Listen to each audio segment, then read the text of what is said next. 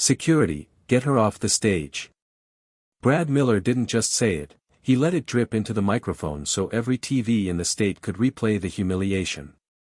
Under the blinding studio lights, Jordan King stood frozen, blazer slightly crooked from being shoved. The red "Live" sign glared above her like a warning. A stagehand's hand hovered near her elbow, ready to escort her away as if she didn't exist beyond this moment. Brad leaned closer, his smirk tilting. "This isn't a place for girls like you, we don't mix street with spotlight." The audience gave a low ripple of reaction, half curious, half uncomfortable. Jordan's fingers tightened around the edge of the mic stand, knuckles paling. Somewhere in her eyes, there was a flash, the kind you see right before the storm hits. And when she finally moved, it wasn't toward the exit. The director's voice crackled through the earpieces of the crew. "Keep rolling. This is good TV." Brad, sensing the cameras eating it up, circled her like a predator, hands casually adjusting his perfectly pressed blazer. "What's wrong?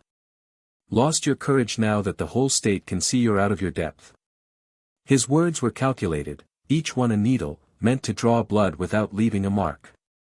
Jordan's eyes scanned the room, the flashing red light on the main camera, the rows of classmates pressed into the bleachers, the school's crest shining proudly on the backdrop like a seal of approval for what was happening. She spotted Ms. Carter, the host, looking down at her cue cards, pretending not to hear. Her stomach knotted, the sound of her own breathing louder than the audience's murmurs. She remembered her father's rule, never give away your hand until you're ready to play it. But Brad wasn't just pushing her, he was backing her to the cliff's edge. "Tell me, Jordan," he said, letting her name hang in the air like it didn't belong to her, "do they even know where you come from? Or would that ruin their perfect little show?" Her lips parted, but instead of answering, she glanced at the security guard stepping forward to remove her. The next moment, her hand slipped into her pocket, and the smallest, most dangerous smile tugged at the corner of her mouth. What she did next would turn the entire broadcast into something the network would never forget. The security guard's grip closed on her arm, but Jordan didn't resist. Instead, she lifted the microphone with her free hand, her voice smooth, almost casual. "Hey, Dad. You watching?" Every camera froze on her face. A few crew members glanced toward the control booth, unsure if they'd heard right. Brad gave a short, mocking laugh. "Calling your daddy? What's he gonna do, bring you flowers?" She didn't even look at him.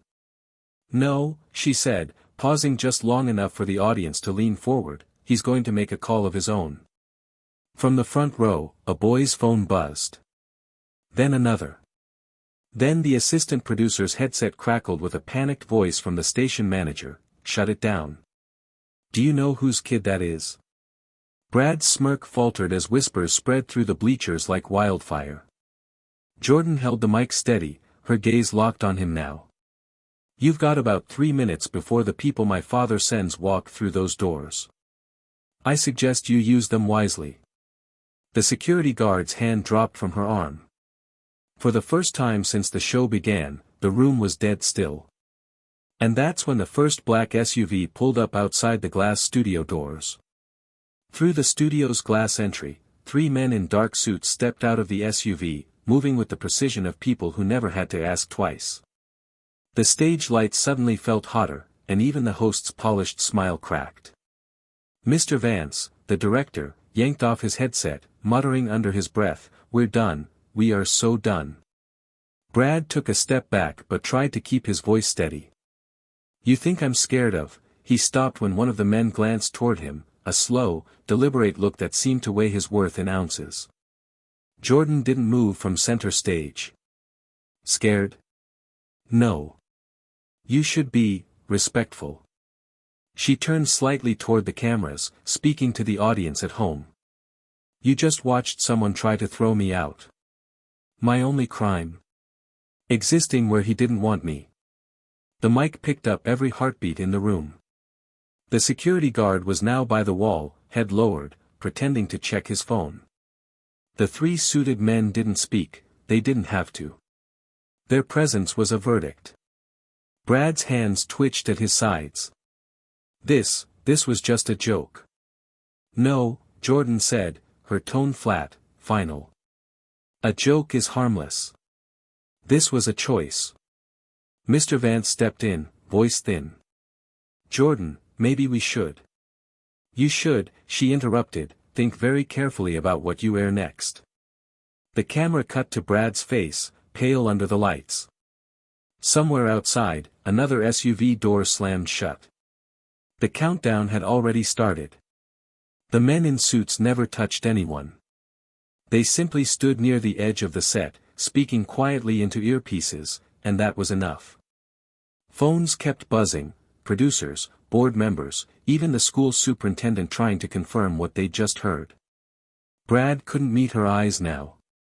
Jordan lowered the mic, letting the silence swell until it pressed against every wall in the studio. Then she stepped down from the stage, blazer brushing past Brad without so much as a glance. Keep the spotlight, she murmured. I don't need it to be seen. As she reached the exit, one of the men opened the door for her. Outside, the black SUVs idled, their engines a low hum that seemed to vibrate in everyone's bones. She didn't look back. The cameras kept rolling, but without her on stage, the broadcast felt hollow, like a stage with the lead actor gone. Long after the credits ran, people would remember that walk, steady, unhurried, like she'd never been the one on trial. Some wins aren't loud, they just leave the other side standing in a place they'll never feel comfortable again. Even the brightest spotlight can't hide the truth when someone stands their ground. Jordan's story isn't just about power, it's about refusing to let others decide your worth, no matter the stage. Strength doesn't always roar, sometimes it walks away knowing it's already changed the room. If this moved you, share your thoughts below, subscribe for more stories like this, and tell us, what moment in your life made you realize your voice mattered?